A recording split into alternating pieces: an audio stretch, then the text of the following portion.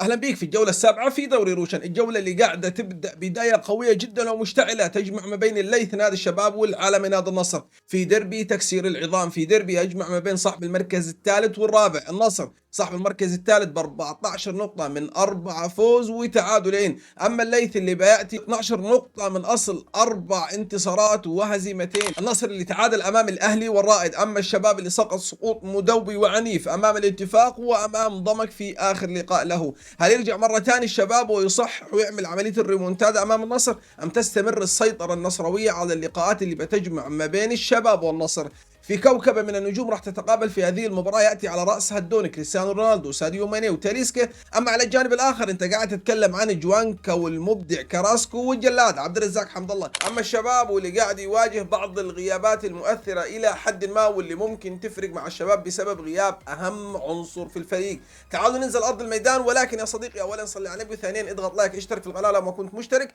وتعالوا نتكلم عن مباراة من العيار الثقيل والثقيل جدا.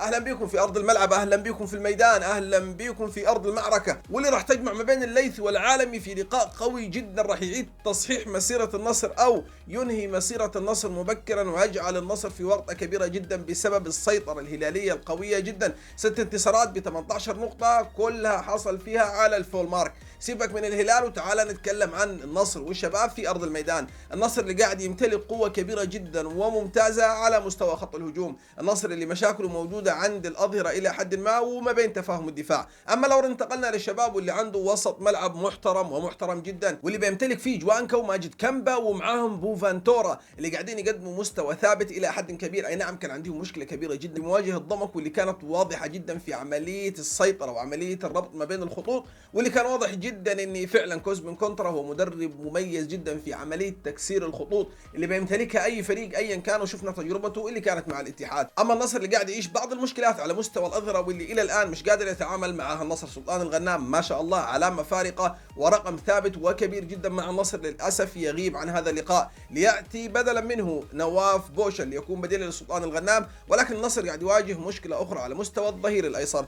ولكن هو قاعد يستخدم سالم النجدي في الفتره الاخيره. تعالوا ننتقل الى الشباب واللي بيواجه مشكله كبرى جدا وغياب صارخ، غياب النجم الاول واللي قدر يغير بوصله الشباب الى حد ما عبد الرزاق حمد الله. بعد ما تكلمنا عن العناصر والاسماء والقيمه اللي بيمتلكها كلا الفريقين من ناحيه الاسماء والعناصر والنجوم والقدره على صناعه زخم قوي جدا على مستوى الهجوم وعلى مستوى وسط الملعب، حتى مستوى وسط الملعب النصراوي اللي بيمتلك فيه بروزوفيتش وبيمتلك فيه عبد الله الخيبري وبيمتلك فيه اوتافي، وهو قادر يقدم مستوى عالمي وخرافي جدا من عمليه قطع الكرات على مستوى بروزوفيتش والخيبري او الصناعه والتهديف وعمليه المشاركه في الضغط الهجومي من خلال الموهوب اوتافي. ومباراه اعدكم ان شاء الله انها راح تكون على مستوى عالي جدا من المتعه والمهاره واللياقه البدنيه العاليه اللي حتحكم هذه المباراه. ومن هنا ومن بعد هذه النقطه تعالوا نتكلم عن بعض الفنيات اللي ممكن كل فريق من خلالها يقدر يخطو في المباراه. شفنا مباريات كثيرة جدا للنصر قاعد يعاني فيها على مستوى عملية التهديف برغم امتلاكه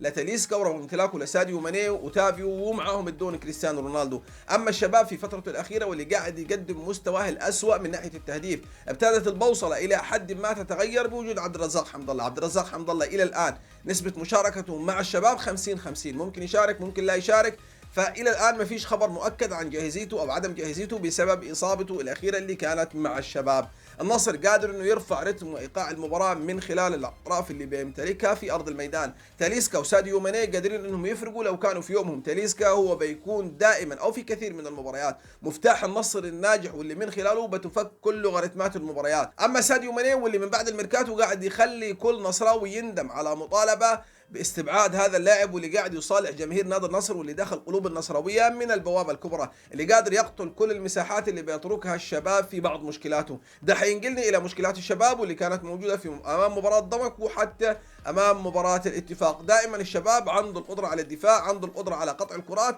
وعنده مشكله كبيره جدا في عمليه البناء سواء كان من الاطراف او حتى من خلال العمق. الشباب بيواجه مشكله كبيره جدا في عمليه بناء الكره، توصيل الكره الى داخل الصندوق هي دي المشكله اللي بيواجهها الشباب. لو قدر وتخطاها، وكان عبد الرزاق حمد الله جاهز، المباراة ما راح تكون سهلة أبدا على النصر. ولكن يتبقى في الأخير السلاح الأقوى، صلاح دكة البدلاء، واللي بيمتلك فيه النصر لاعب مميز جدا قادر إنه يقلب كل مباراة ينزل فيها ويشارك فيها في دقائقها الأخيرة. أنا قاعد أتكلم عن عبد الرحمن غريب، واللي بيمتلك في مواجهته نادي الشباب هارون كمارة. ولكن هل هارون كمارة قادر إنه يقود هجوم الشباب في هذه المباراة، ولا محمد الثاني هو راح يكون المهاجم في هذه المباراة في حالة غياب عبد الرزاق حمد الله؟ أتمنى منك يا صديقي إنك تترك لي في التعليقات توقعك لهذه المباراة، ولا تحرمني من رأيك أبدا، اللي بيفرق معي جدا في كل المباريات. أنا بكده يا صديقي وصلنا لنهاية الرحلة ونهاية الجولة اللي بتجمع ما بين الليث والشباب، ومنتظر توقعاتكم ومنتظر المتعة بهذه المباراة. سلام.